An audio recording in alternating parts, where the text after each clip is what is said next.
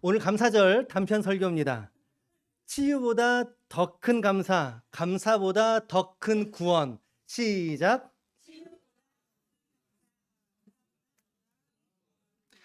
이라고 하는 제목으로 하나님 말씀 증거하도록 하겠습니다. 할렐루야, 축복합니다. 오늘도 주의 전에 찾아든 지체들의 삶에 하나님의 은혜와 평강이 있기를 예수님의 이름으로 축원합니다.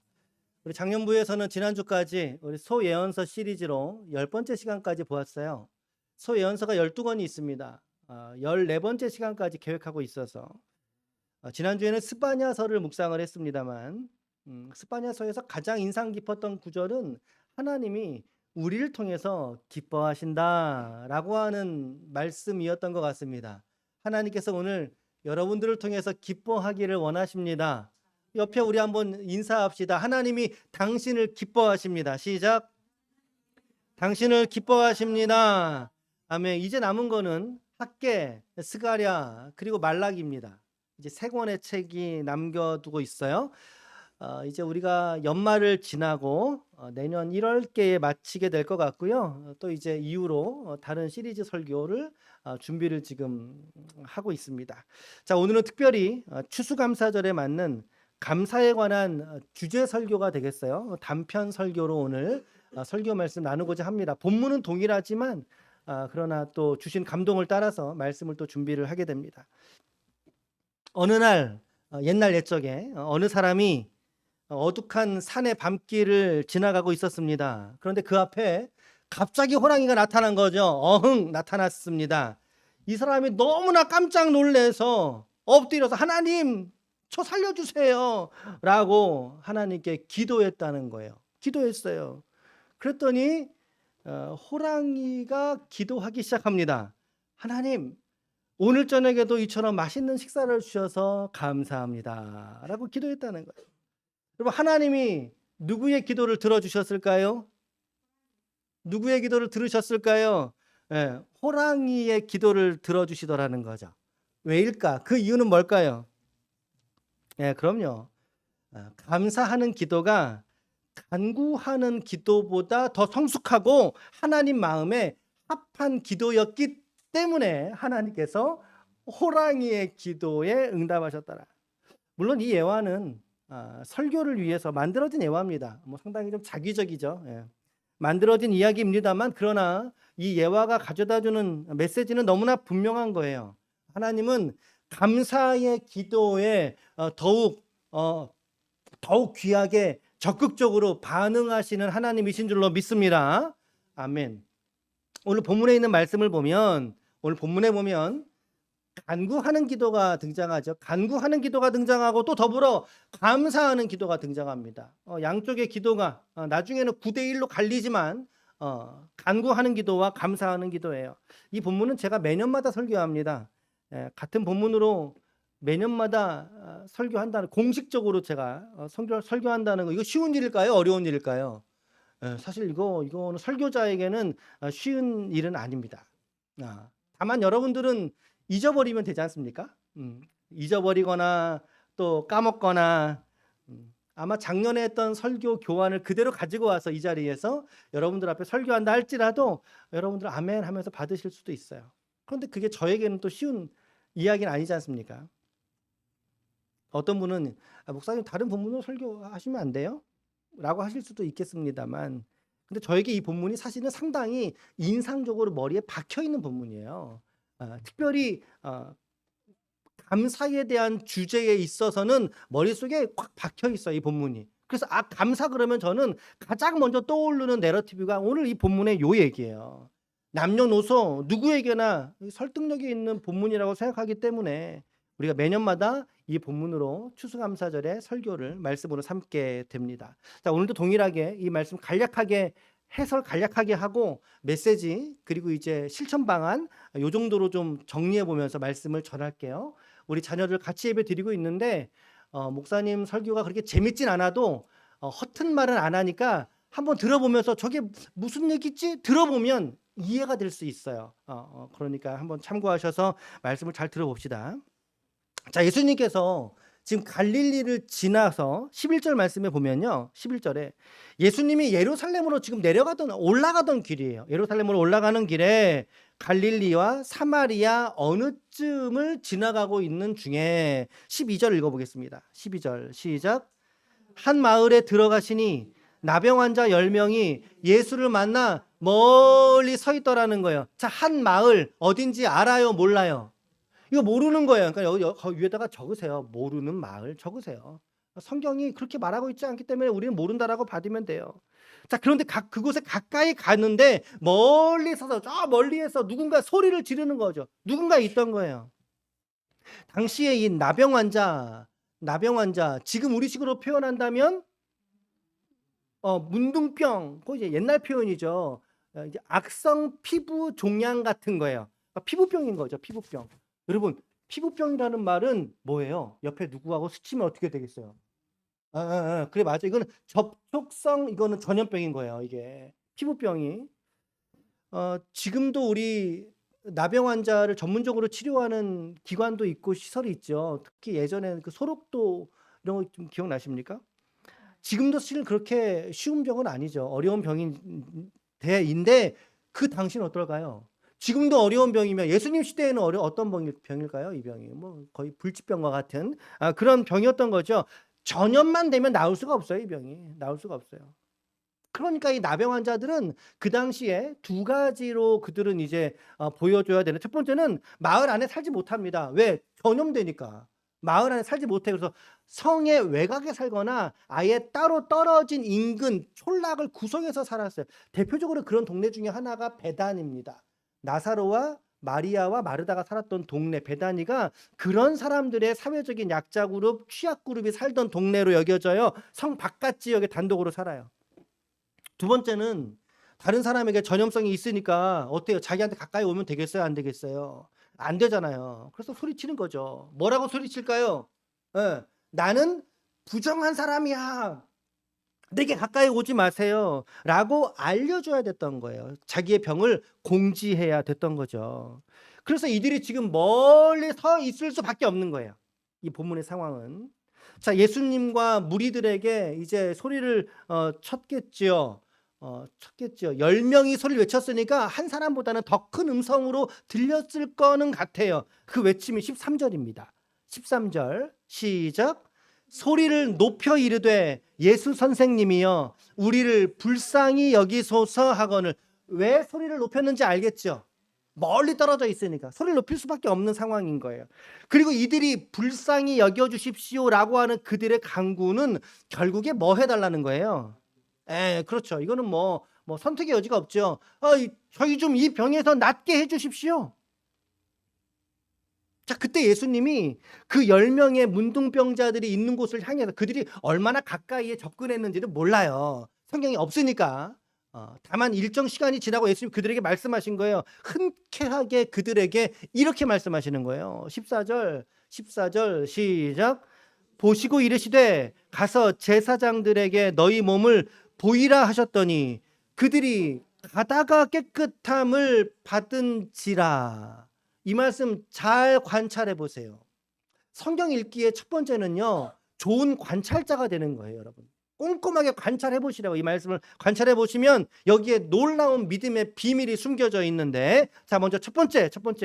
예수님은 이들에게 어떠한 치료의 행위도 하지 않으셨다는 걸 발견합니다. 예수님께서 그 눈먼 자에게 흙을 이겨서 침을 뱉어서 치료의 행위를 해주셨잖아요. 어떤 일련의 행위가 없이 그들에게 서 있는 걸 보고 말씀하시는 거. 너희들 알았어, 가서 제사장에게 몸을 보여. 어떤 치료 행위도 하지 않으셨어요? 그 두 번째.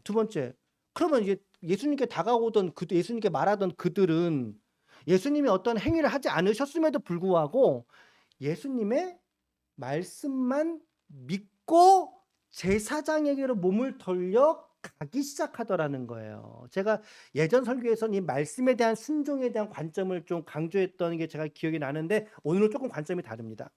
자, 그들은 제사장에게로 자기의 몸이 낫지 않았어요. 아직 병고침을 받지 않았다고요. 그런데 제사장에게로 걸어가더라는 거예요. 자, 예수님하고 이들하고 일면식이 있을까요? 없을까요? 맞아요. 없어요. 그러나 예수님은 그들의 간구에 선하게 응답해 주셨고 또 이들 또한 주님의 말씀에 순종하는 마음을 담아서 제사장에게로 향하게 됩니다. 자, 그리고 나서 가다가 그래서 세 번째죠. 세 번째, 가다가 깨끗함을 받았다. 이거를 영문법에서 뭐라고 표현해요? 부대 구문인 거예요. 부대 상황. 동시에 두 가지 행동을 하는 거예요. 가다가 동시에 몸이 낫게 되는 상황을 경험하게 되더라는 거죠. 중요한 것은요, 가다가라고 하는 단어예요. 가다가. 예수님이 말씀하셨을 때 즉각적으로 몸이 나은 게 아니었다는 거예요, 사실은. 그 말씀에 순종해서 뭐 하다가 가다가 여전히 그들의 몸은, 여러분 나병 환자의 몸을 여러분들 보신 적이 있나요? 저는 뭐 본 적은 없는데 검색해서 보면요, 이게 너무 이렇게 좀 너무 힘들어요, 보기가. 이렇게 뭐 고름이 뚝뚝 떨어지고 또 이제 당뇨까지 겹쳐 있으면은 손발도 잘라지고 뭐 그런 모습이에요. 그런 몸 상태를 가지고 그들이 자기 몸에 흐르는, 자기 얼굴과 이 피부에 흐르는 고름을 흘리는 채로 그대로 제사장에 가고 있는 모습인 거예요. 각자가 달려가는 모양도 제각각이겠죠. 누구는 내가 먼저 갈래 그러고 뛰어가고, 누구는 쩔뚝거리면서 뛰어가고, 그런 모습으로 제각각일 거라는 거죠, 사람들이. 그런데 예수님은 그들의 그 작은 마음, 말씀에 가라 했으니 나는 간다. 순종은 어려운 게 아니에요. 가라 그랬으면 가면 되는 거예요. 그게 순종이에요. 우리가 오늘은 적용성이, 이제 아까 그 날 구원하신 주 감사 그 노래 할 건데, 그동안 계속 우리 적용성 불렀던 게 뭐였습니까? 주님 말씀하셔서 가라면 가는 거예요. 가지 말라면 가지 않는 거예요. 돌아오라면 돌아오는 거예요. 여러분, 순종은요 그렇게 어려운 개념이 아니잖아요.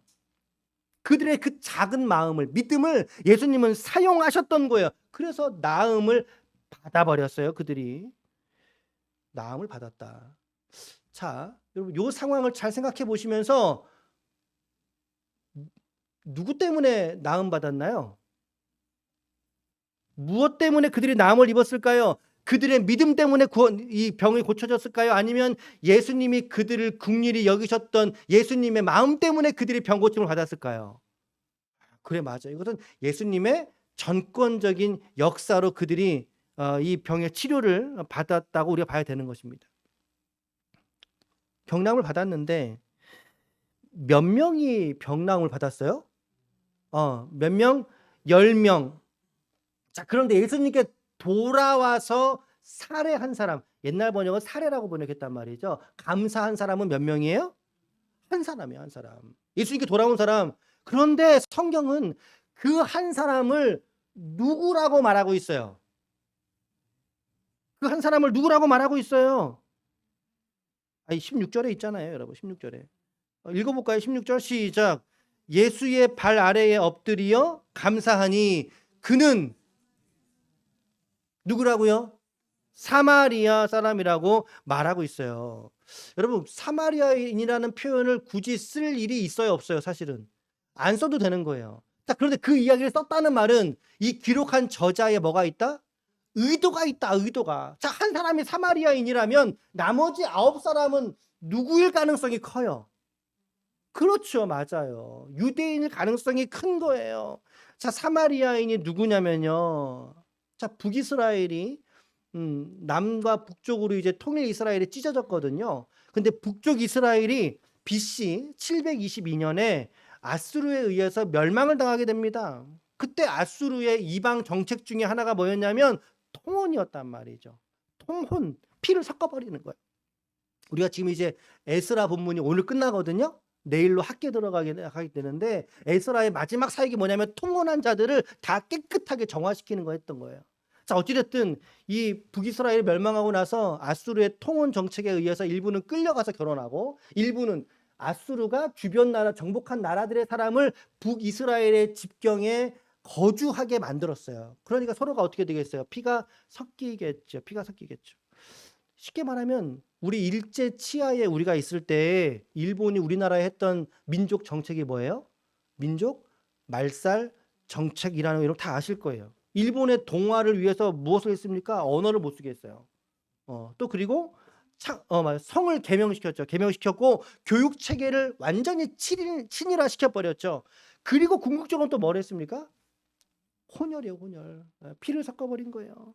그래서 이 북이스라엘에 있던 사람들이 이방인들과 피가 섞여버리니까 그들이 정통 유대인의 정체성을 상실해버리게 된 거라는 거죠. 그들의 후손들이 사마리아인이라고 부르는 거예요. 그러니 유다의 정통 유대인의 입장에서 이 사마리아인들은 자기의 신앙 정통성을 지키지 못한, 근본을 지키지 못한, 쉽게 말하면 인간 같지 않은 취급을 유대인들에게 받으며 살고 있던 시절이에요.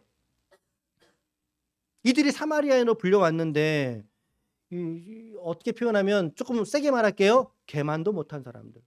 그런 취급을 이 유대인 사람들에게 받던 시점인 거예요. 자, 그런데 그런 배경 아래에서 16절을 다시 읽어볼게요. 이제 16절 시작. 예수의 발 아래에 엎드려 감사하니 그는 사마리아 사람이더라. 여기서 저자가 강조하는 건 나머지 9명은 유대인이란 얘기예요. 근데 그들은 하나님께 감사하러 오지 않았다는 걸 드러내고 싶었던 거 아닙니까? 이 한 사람 이방인의 믿음이 9사람 유대인의 믿음보다 더 낫더라라고 하는 걸 저자가 강조하고 있는 지점이라는 거죠. 예수님께서 말씀하셨어요. 이 이방인 외에는 없냐? 자, 그 말씀은 예수님도 사실은 다른 9명이 돌아오기를 원하셨다는 뜻입니다. 주님도 기대하셨다라는 거예요. 야, 나머지 9명은 없냐? 예수님이 기다리셨다는 거예요. 그러나 끝내 그들은 돌아오지 않았지요. 그리고는 이 한 사람에게, 이 사마리아인 한 사람에게 예수님은 그가 감당하지 못할 축복을 그에게 부어주십니다. 영혼의 구원이죠. 그게 영혼의 구원. 19절 마지막 절입니다. 읽어보겠습니다. 시작. 그에게 이르시되 일어나 가라, 네 믿음이 너를 구원하였느니라. 아멘, 아멘, 아멘. 구원하였느니라. 여러분 잘 보세요. 9명의 기도 제목, 간구의 기도의 제목 응답되었어요, 안 되었어요? 응답되었어요, 응답되었어요. 문제가 해결되었어요. 다른 9명. 그런데 딱 한 가지. 그들은 그 기도 응답 외에 그들의 삶은 전혀 바뀌지 않았습니다. 않았습니다. 않았습니다. 어떤 변화도 그들에게는 없었을 것이지만 오늘 이 사람은 뭐죠? 돌아온 한 사람에게 뭐예요? 병 고쳐졌어요. 기도가 응답됐어요. 문제가 해결됐어요. 그리고 더 나아가서 플러스 알파. 근데 이게 가장 중요한 거예요. 보니까 그게 어떤 일이 벌어졌다고요? 그에게 영혼의 구원의 은혜가 그에게 누리게 되는 놀라운 변화를 그 사람은 경험하게 되었다라는 거예요. 이게 오늘 본문의 이야기, 우리가 관찰해서 알 수 있는 몇 가지의 내용들이에요. 해설을 좀 쭉 해봤어요. 자, 그럼 여기서 우리가 이제 메시지를 좀 어떻게 적용해 볼까? 자, 오늘도 3가지로 메시지를 접근해 보도록 하겠습니다. 첫 번째 메시지입니다. 같이 함께 읽어봅시다. 시작. 은혜는 모두에게 임하지만 감사는 한 사람의, 그렇죠. 감사는 선택이라는 사실이에요. 동의하십니까? 감사는 선택이라는 사실이에요. 오늘 10명 모두가 다 나음을 입었어요. 10명 모두가 가다가 10명 모두가 고침받았어요. 그렇다면 몇 프로가 고침받은 거죠? 그래, 맞아. 100%가 고침받은 거예요. 100%가 병고침을 받았어요. 오늘 우리 교회의 우리 지체들에게도 하나님의 병고치시는 은혜와 긍휼이 넘치시기를 예수님의 이름으로 간절히 축원합니다. 아멘. 아까 우리 기도자께서 몇 분 저한테 왔다 갔다 하셨어요. 이분 직분이 뭔지, 또 뭐 어떤 기도하실 때 하시겠다고. 우리 또 환자분, 환우분들 계시지 않습니까? 여러분 꼭 기도 같이 해주시길 바랍니다. 하나님의 병 고치시는 은혜가 우리 교회에 담긴 지체들의 삶 속에 일하고 역사되기를 간절히 축복합니다. 아멘, 아멘. 여러분, 하나님의 은혜는요, 남녀노소를 가리지 않아요. 빈부 귀천을 따지지 않으세요. 하나님은 누구에게나 하나님의 은혜는 열려 있다라는 거죠. 무려 100%로 열려 있어요.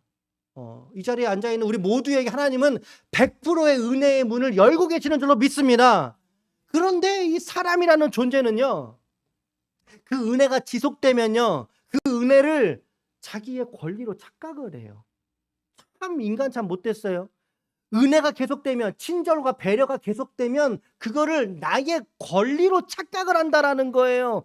그래서 지난번에는 주시더니 왜 이번에는 안 주셔? 이렇게 돼요.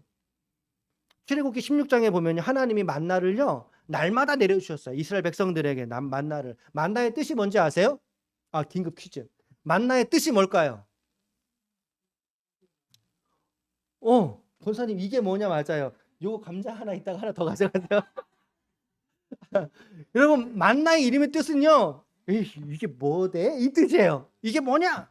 하나님께서 날마다 그들에게 만나를 내려주셨는데 어느덧 그들이 그것을 권리라고 착각한 순간 하나님 앞에 만나에 대한 감사가 사그러들지 않습니까? 인간이 그 정도밖에 안 돼요.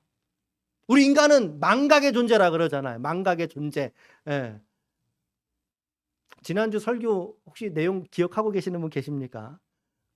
죄송해요. 저도 잘 기억 못해요. 그런데 여러분, 성경은 이렇게 말한다는 거죠. 우리들에게. 시편 103편 2절을 보세요. 감사는 기억이다라고 할 만큼, 감사는 기억이다라고 할 만큼의 문장이에요. 시작.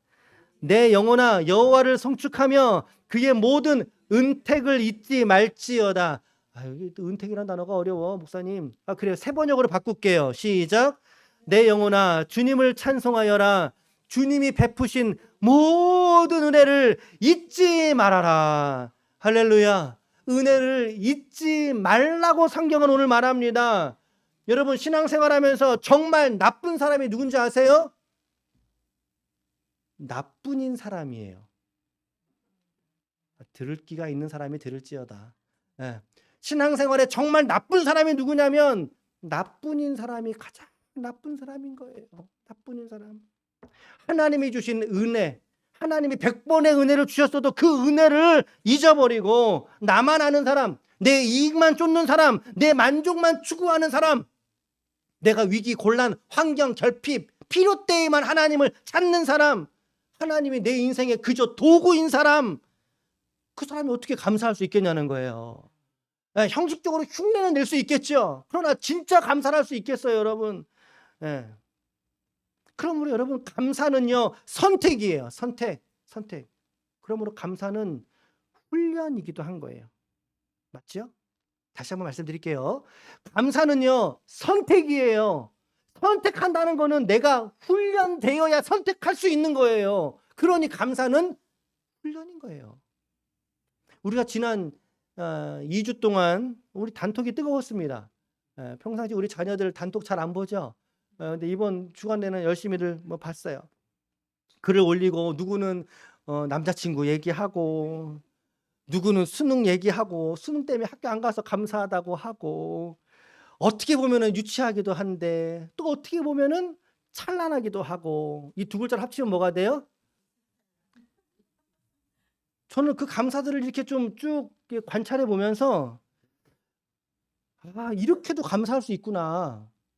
그리고 이 사람이 이런 방식의 감사를 할 줄도 알아?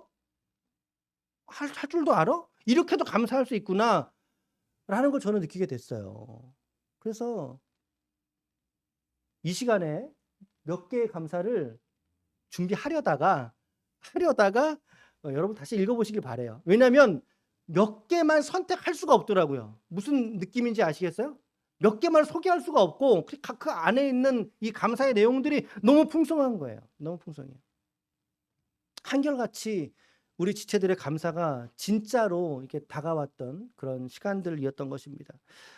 그래서 정말 형식적으로 한 것이 아니라 정말 이 아이의 정말 우리 지체들이 이렇게 하나님께 감사를 하고 있구나라고 하는 거예요. 자, 그리고 또 이런 거 있었어요. 제가 이제 새벽에 이제 또 기도하면서 이 노래가 막 떠올랐거든요. 이 노래가 떠올랐어요. 한번 맞춰보세요. 처음 부를게 맞춰보세요. 사람들이 움직이는 게 이거 모르시나? 이게 장송곡이 아니고요, 랩이 아니고요. 혹시 그 악동 뮤지션이라고 아세요? 거기에 노래 있잖아요. 사람들이 움직이는 게 이상해? 신기해. 사람들이 움직이는 게 신기해 이런 노래가 있어요. 근데 그 신기해라는 새 단어가 저는 감사히로 바뀐 거예요. 그 친구의 그 이찬혁인가 김찬혁인가 그 친구가 선교사 아들이에요. 선교사님 아들이에요. 신학이 좋아요. 메시지가 있는 노래를 하는데 그 노래를 제가 감사하면서 기도하면서 사람들이 움직이는 게 신기한 게 아니라 그 친구가 감사하다는 표현을 그렇게 음악적으로 문학적으로 표현을 했구나라고 생각이 됐어요. 그래서 사람들이 움직이는 게 감사해. 감사해. 거기에 그 가사에 보면 팔다리가 앞뒤로 막 움직이는 게 감사해. 감사해. 수많은 생물 중에 인간이라서 참 감사해. 감사해. 감사해. 여러분, 감사는 일상에서의 감사가 최고입니다. 동의하십니까? 일상에서의 감사가 최고입니다. 다시 말하면 내가 인위적으로 자기적으로 만들려고 하는 것이 아니라 내 삶의 일상 안에서 그 안에서 하나님의 은혜를 묵상하고 그리고 더불어서 감사를 선택할 줄 아는 것. 그러니까 감사라는 것은 평범함 속에서 발견하는 보물과 같은 거예요. 나의 일상의 평범함 속에서 발견하는 보물과 같은 거예요. 여러분, 보물 발견하고 싶지 않으세요? 우리가 이렇게 일상을 살아가면서 여러분 50견 걸려보셨어요? 팔이 아파서 손 안 올라가는 분들도 계시죠? 손 안 올라가고 가본 사람은 이 통증을 모른다 그래요. 그냥 통증 없이 팔을 휘둘러대는 게 얼마나 감사한 일인지 모른다 이 말이에요.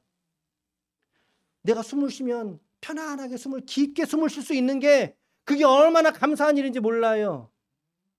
폐암에 걸린 분들을 보세요. 숨 쉬는 거 너무 힘들어하죠. 얼마나 우리가 일상을 그저 편안하게 살아가는 것 자체가 얼마나 감사한 것인지 깨달을 수 있기를 축복합니다. 헬렌 켈러라고 하는 사람이 있어요. 그 사람은 이렇게 말했어요. 나는 볼 수 없다. 맹인이에요. 나는 들을 수 없다. 청각장애인이에요. 그러나 하나님이 내게 남겨주신 손끝으로 하나님을 본다라고 말했어요. 손끝으로 하나님을 볼 수 있습니다. 감사는 오늘 이 돌아온 한 사람처럼 선택하는 겁니다. 여러분들 삶 속에 아까 우리 영상 보셨잖아요. 내가 감사를 선택하면, 내가 원망과 불평을 선택하면 나의 뇌가 다르게 움직인다는 거예요. 이거 뉴스예요. 제가 이거 일부러 말씀드리는 거예요. 받은 것보다 잃은 것에 집중한 사람은 결코 감사할 수 없지만, 그러나 남은 것을 통해서라도 하나님의 은혜를 깨닫는 사람은 진실되게 감사할 수 있더라. 뭐 이런 예화 정말 많이 드는데, 요 컵입니다. 컵에 물이 지금 절반이 담겨져 있잖아요. 원망하는 사람은 뭐라 그래요? 이 컵을 보면서 아유 이거 절반밖에 없네 그러죠. 감사하는 사람은 뭐라고 하겠어요? 절반이나 남아 있네. 아직은 절반 남아 있네. 관점의 차이고 이것은 결국에 선택의 차이라는 거예요. 선택의 차이. 우리가 당연하다고 여기는 모든 은혜들이 사실은 하나님께서 우리에게 주신 감사의 재료들이라는 것을 깨닫는 저와 여러분들 되시기를 축복합니다. 아멘, 아멘. 첫 번째 메시지 적용 첫 번째 한 거예요. 자, 이제 두 번째 적용 볼게요. 자, 두 번째 적용은 요 얘기예요. 시작. 감사는 입술의 말이 아니라 돌아옴의 순종, 실천으로 증명된다는 거예요. 실천으로 증명된다는 거예요. 감사는 실천으로 증명된다는 거예요. 이 한 사람 말고 나머지 9사람 예수님께 감사했을까요? 안 했을까요? 한번 잘 생각해 보세요. 예수님께 감사했을까요? 안 했을까요? 했지요. 나머지 9사람도 인간이라면 당연히 감사했을 거 아니에요. 가면서 아이고 예수님 감사합니다 이러고 이제 아유 주님 감사하네 이러고 갔을 거 아닙니까? 그들 입에 예수님 때문에 내 병이 나았어 감사해 라고 입에 달고 살았을지도 몰라요. 그러나 정작 예수님께 찾아온 정확하게 돌아온 사람은 누구죠? 그 한 사람의 사마리아인밖에 돌아오지 않았어요. 큰 소리로 하나님께 영광을 돌리며 돌아와 라고 성경은 말하는 거예요. 감사는 그러므로 방향을 돌리는 거예요. 우리가 이걸 교리적으로는 참회, 회개의 의미 때에 이런 표현을 쓰는데 오늘 바꿔서 말할게요. 왜? 이 친구 돌아왔잖아요. 가던 길에 돌아왔으니까 우리는 적용 그렇게 하잖아요. 감사는 돌아온다는 거예요. 방향을 돌리는 거예요. 방향을 돌리는 거. 룻기서 말씀에 보면 나오미와 룻이 나옵니다. 나오미가 얼마나 불쌍한 삶인지 여러분 아시죠? 2명의 아들이 죽었어요. 2명의 아들. 모두가 죽어 남편 죽고 2명의 아들을 죽고. 그런데 그때 그가 무엇을 선택합니까? 내 고향 아버지의 땅으로 진짜 돌아오기를 선택합니다. 돌아와서 룻이 보아스를 만나서 예수님의 가문을 이루잖아요. 아마 그가 그때에도 그 땅에 살고 있었더라면, 돌아오지 않았더라면 나오미도 없었고 룻도 없었을 거예요. 보아스의 은혜를 누리지 못했을 거라는 거예요. 그런데 돌아오니까 어떻게 돼요? 불행의 끝에서 하나님께 돌아오니까 어떻게 됩니까? 하나님께 인정받는 믿음의 가문으로 쓰여지지 않습니까? 감사는 상황이 좋아서 하는 것이 아니라 하나님께 우리의 삶의 방향을 돌이키는 이걸 턴 어라운드라 그러죠. 삶의 방향을 바꾸는 거예요. 세상으로 나아가던 우리의 삶의 발걸음을 하나님께 옮겨가기로 결단하시기를 축복합니다. 무엇을 통해서? 감사를 통해서 옮겨가자는 거예요. 원망과 불평을 감사와 찬송으로 발걸음을 되돌아 옮겨가자는 거예요. 아멘. 그러니까 이사야와 같은 예언자는 이렇게 말했습니다. 55장 7절 시작. 악인은 그의 길을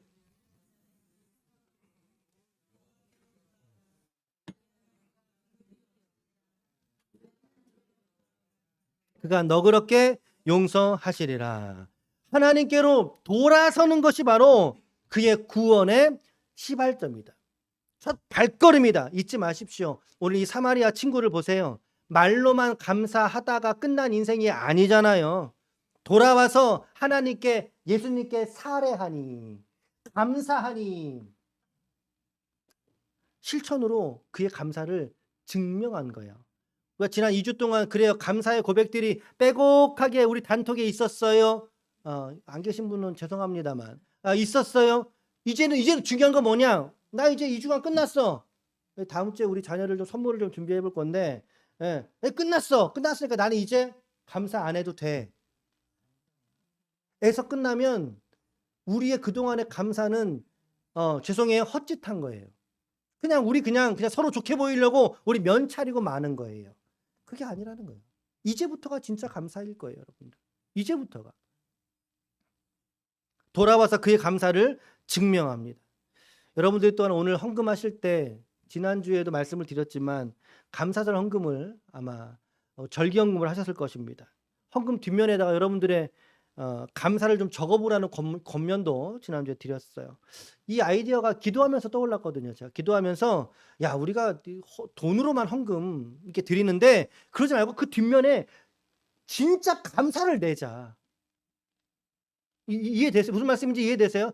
헌금 못해도 괜찮아요. 뒤에다가 감사를 내자. 우리가 하나님께 감사를 내자. 그런 마음의 감동이 좀 들었어요. 그래서 여러분들에게 좀 이렇게 좀 말씀을 좀 드렸는데 어떠신지 모르겠어요. 이따 봐야 알겠지만 여튼 오늘 그렇게든 이렇게든 하나님께 믿음으로 드려진 지체들에게 오늘 제 안에 계신 예수 그리스도의 이름으로 여러분들을 하나님 축복하시기를 간절히 축원합니다.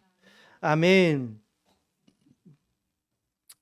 우리 주변의 상황이 우리의 감사를 막을 수 없다는 것을 잊지 마십시오. 마틴 루터 킹이라고 하는 목사님이 계셔요. 그가 옥에 갇혔어요. 옥에 갇혔는데 옥에서 이런 기도문을 남기게 됩니다. 나는 절망하지 않는다. 사방의 감옥의 벽은 나의 믿음을 가두어 둘 수 없기 때문이다. 그러므로 나는 절망하지 않는다라고 말했어요. C.S. 루이스라고 하는 목회자는 감사는 인생에서의 가장 짧은 회개이다라고 말했어요. 감사가 회개. 존 버년이라는 저자는 청교도 사람이 이렇게 말했어요. 우리가 주님께 돌아설 때에 모든 길은 은혜의 길이 된다라고도 이야기를 했다는 거예요. 그러므로 감사는 입술이 아닌 우리의 행동의 변화에서 증명되는 것입니다. 감사가 우리의 환경을, 나의 처지와 나의 입장을 뛰어넘는 믿음의 방향 전환이라는 것을 깨닫는 저와 여러분들 되시기를 축복합니다. 아멘. 두 번째 메시지. 자, 마지막 세 번째 메시지입니다. 세 번째 메시지 시작. 감사는 구원의 문을, 여기서 오늘 설교 제목이 오늘 고안이 됐어요. 예수님께 돌아온 이 한 사람에게 예수님 하신 말씀은 뭐냐면 그래 잘했다라고 칭찬하는 수준으로 끝난 게 아니잖아요. 말씀 다 읽어보셨죠? 마지막 19절에 네 믿음이 너를 구원하였느니라. 그의 병 나음은 둘째고 예수님의 관점에 가장 중요했던 그의 문제는 뭐였습니까? 구원의 문제였다. 영혼의 구원의 문제. 너의 영혼이 구원을 받았느니라 라고 말씀하셨어요. 그러니까 이 사람은 혹대로 왔다가 혹이 아니라 그의 영혼, 삶의 전체가 송두리째 변화된 축복을 받은 사람이라는 것입니다. 이 한 사람이. 우리 지지난주에 우리 하박국서 말씀 묵상했어요. 우리 소회원서 보실 때 하박국 마지막 3장에 하박국은 이런 고백을 하나님께 드리거든요. 이 고백을 읽어볼 텐데 이 고백 속에서 오늘 우리가 지금 마지막 세 번째 메시지, 감사는 구원의 문을 여는 열쇠이다 라고 말한 이유가 무언지 여러분들이 발견해 보세요. 한번. 자, 두 구절 시작. 비록 무화과 나무가 무성하지 못하며 포도나무에 열매가 없으며 감람나무에 소출이 없으며 밭에 먹을 것이 없으며 우리의 양이 없으며 외양간에 소가 없을지라도 나는 하나님으로 말미암아 기뻐하리로다. 아멘. 지금 이 예언자는 자기의 삶에 없다고 말하는 요소들이 드글드글합니다. 뭐 이것도 없고 저것도 없어요. 지금 보니까 다 없어요. 다 없어. 그런데 오직 한 가지는 있어요. 한 가지는 있어요. 그게 무엇입니까? 그래, 맞아요. 하나님은 있어요. 하나님. 그런데 그 하나님이 어떤 하나님이십니까? 어떤 하나님이십니까? 구원의 하나님이더라는 거예요. 다시 말하면 예언자는 자기의 상황에서의 이 없음, 결핍, 문제 상황으로 말미암아 절망하지 아니하고 충분히 절망할 만한데 그렇지 않고 오히려 하나님 때문에 자기를 구원하시는 하나님 때문에 하나님으로 말미암아, 오늘 우리 주제 말씀으로 바꿔 표현한다면 하나님의 구원으로 말미암는 감사를 하나님께 드리고 있는 거예요. 이 예언자가 환경이 아니라 구원하심을 깨달을 때 비로소 온전히 감사할 수 있게 되더라 이 말입니다. 여러분, 하나님 아는 것만으로 안 돼요. 착각하면 안 돼요. 성경 아는 것만으로 안 돼요. 예. 자, 증명할까요? 말씀 보세요. 로마서 1장 21절입니다. 시작.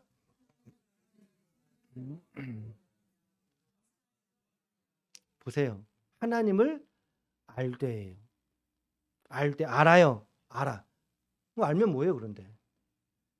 감사할 줄도 모르는데 하나님 알면 뭐예요?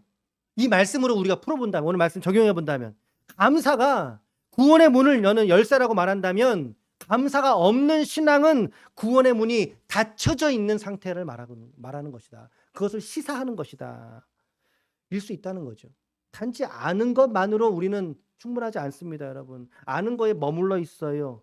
한 치 앞도 한 걸음을 내딛어서 하나님께 나아가지 않아요. 성장하지 못해요, 그런 사람은. 알기는 알죠. 기가 막히게 알죠. 성장하지 못해요. 하나님께서 베푸신 구원의 크기가 얼마나 큰지도 모른 채로 그냥 알기만 하고 살아가는 거예요. 알기만 하고. 머리가 큰 거죠. 가분수처럼. 하나님을 단순히 아는 것으로 나는 하나님의 구원받은 사람이야 라고 착각해서는 안 된다는 것입니다. 감사의 자리에까지 여러분 나아가셔야 돼요. 감사의 자리까지 나아오셔야 돼요. 나아갈 때 비로소 구원의 문이 저와 여러분들 앞에 활짝 제껴져 우리를 맞이하실 줄로 믿습니다. 아멘.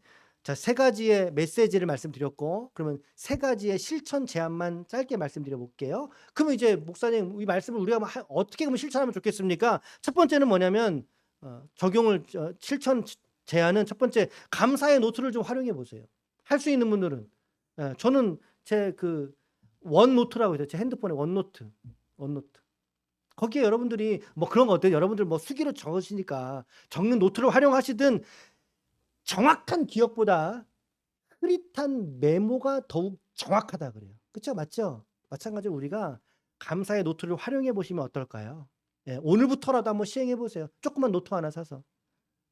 두 번째는 감사를 주변의 사람들하고 좀 나눠보세요. 나눠보세요. 이 감사가 나의 믿음의 증거가 될 줄로 믿습니다. 우리 신앙의 증거가 될 줄로 믿습니다. 나누셔요. 돈 나누란 얘기 아니잖아요. 감사를 나눠보셔요. 더 풍성한 감사가 맺히게 될 줄로 믿습니다. 세 번째, 감사가 나의 일상의 습관이 되게 해보셔요. 3살 버릇 아직 8까지 갔네. 이게 뭡니까? 습관의 무서움이지 않습니까? 우리가 하나님 앞에서의 감사를 습관화할 수 있다면, 즉 체득하게 된다면 풍성한 감사의 열매들이 올 저와 여러분들의 삶 속에, 인생 속에 주렁주렁 맺히게 될 줄로 믿습니다. 성령의 열매가 주렁주렁 맺히게 될 줄로 믿습니다. 삶의 축복이 주렁주렁 맺히게 될 줄로 믿습니다. 아멘, 아멘. 이 한 페이지로 이제 요약하고 마칩니다. 오늘 저는 은혜는 모두에게 임합니다. 하나님의 은혜는 믿는 사람이건 믿지 않는 사람이건 비가 모든 땅에 골고루 내리듯이, 그러나 감사는 그 사람의 선택의 결과다. 선택이다. 두 번째, 이 감사는 말로만 해서 끝나는 것이 아니라 반드시 실천으로 증명돼야 된다. 증명돼야 된다. 여러분들 지난 2주간 동안 우리가 애썼던 감사들을 한번 돌이켜보고 한번 생각해 보세요. 여러분 어떻게 삶으로 증명하실지를. 그게 여러분들의 믿음, 우리의 믿음이니까. 세 번째, 감사는 치유를 넘어서서 구원의 문을 여는 열쇠이다. 하나님을 알 때 감사하지도 않는 사람들이 너무나 많다. 너무나 많다. 메시지와 실천 제안 세 가지, 노트, 증거, 습관. 사실 기도 제목까지 해놨는데 요거는 너무 좀 길어질 것 같고, 그래서 내일 새벽에 제안을 드리겠습니다. 새벽 예배 때 노출을 받게 해드릴 테니까 그거 보셔서 함께 또 기도할 수 있기를 바랍니다. 우리는 이제 감사로 1년의 신앙 원력을 마치게 됩니다. 다음 주는 왕이신 그리스도의 주일이고요. 그 다음 주가 대림절 첫 번째 주일로 지나게 됩니다. 말씀드렸어요. 교회는 왕이신 그리스도의 주일로 1년을 끝내고 대림절로 시작을 해서 1년을 시작하는 거예요. 이 가장 마지막 두 절기가 감사절과 왕이신 그리스도의 절기예요. 우리가 이번 한 해를 이 말씀들로서 잘 마무리를 하고 감사로서 마무리를 짓는다면 이보다 더 큰 신앙 고백은 없을 것입니다. 아무쪼록 치유보다 더 큰 감사, 감사보다 더 큰 구원, 오늘도 함께 이 고백들로, 이 감사들로 말미암아 우리의 삶과 믿음을 풍요롭게 세워가시는 하나님의 거룩한 종들이 우리 모두 다 되시기를 예수님의 이름으로 간절히 축원합니다. 아멘. 간절히 축원합니다. 우리 시간에 한번 이 각오와 다짐을 좀 한번 새롭게 다져보면서 통성으로 기도하는 시간 가질게요.